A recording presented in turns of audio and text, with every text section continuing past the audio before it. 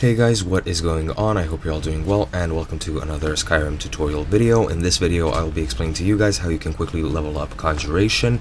So let's get right into it. As with any other skill or any other magic skill, rather, the way you level it up is by actually using spells in that school of magic. And yeah, that is the only way that you can level it up organically. You can also level it up through the use of trainers.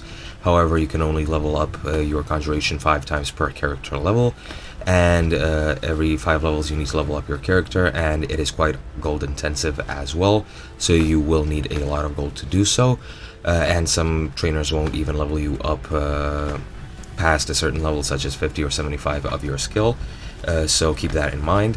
However, it is a very slow skill to level up naturally, Conjuration. However, you can very easily power level it, and there is one method which is the quickest and the easiest to pull off.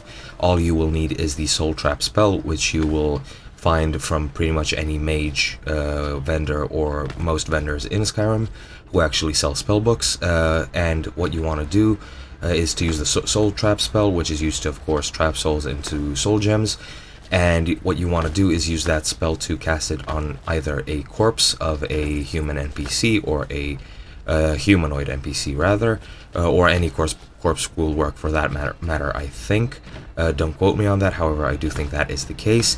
Using that, you can quickly level up Conjuration. You will also be able to wait each time you run out of magicka and then repeat the process again.